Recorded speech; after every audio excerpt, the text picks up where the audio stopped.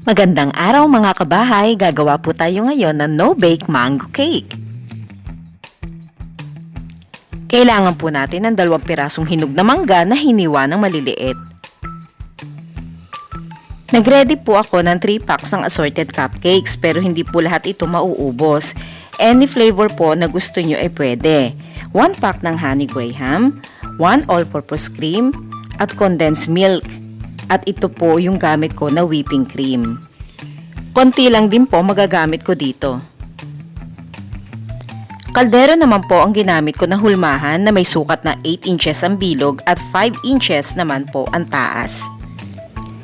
Kailangan din po natin ng isang malinis sa plastic para madali pong matanggal ang cake sa hulmahan. Una, ibit po muna natin ang all-purpose cream hanggang sa maging double volume po ang dami nito. At pagkatapos, ilagay po natin ang condensed milk. Kalahati lang po ang nagamit ko dito.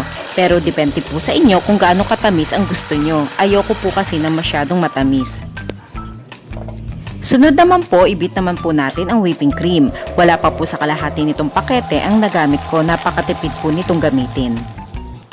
Ito po ang ilalagay ko sa pinakang-base ng ating cake.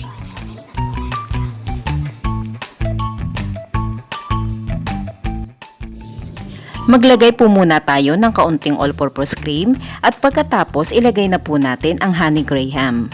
Ito po yung magsisilbing pinakang itaas ng ating cake.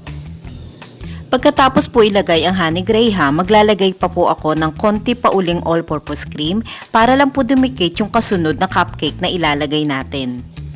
Pwede nyo pong hatiin sa gitna yung cupcake kung gusto nyo, pero ako po hindi ko na hinati kasi mataas po yung hulmahan na ginamit ko. At pagkatapos po, lagyan uli natin ng all-purpose cream. Medyo damihan nyo na po ito. Ito po kasi yung second layer ng cake. Ilalagay na rin po natin ang ating hinog na mangga. Ulitin lang po natin ang prosesong ito hanggang sa mapuno ang ating hulmahan.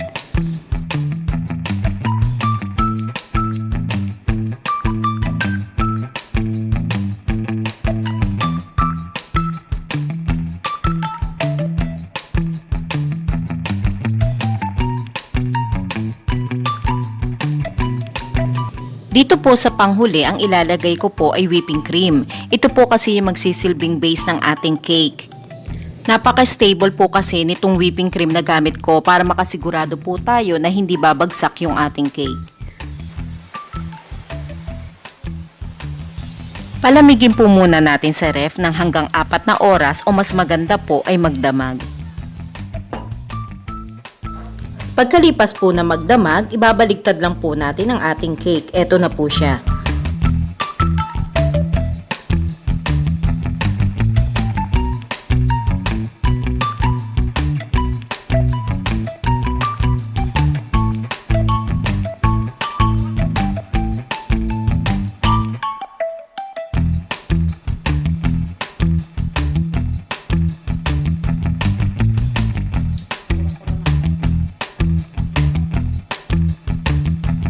Ito naman pong chocolate drizzle, nakalimutan ko lang po ipakita sa inyo. Nagmelt lang po ako ng konting tipak ng chocolate, tapos inilagay ko lang po sa isang maliit na plastic kagaya po nito at yun, ready na po nating ipang drizzle sa cake. Ito na po ang ating no-bake mango cake.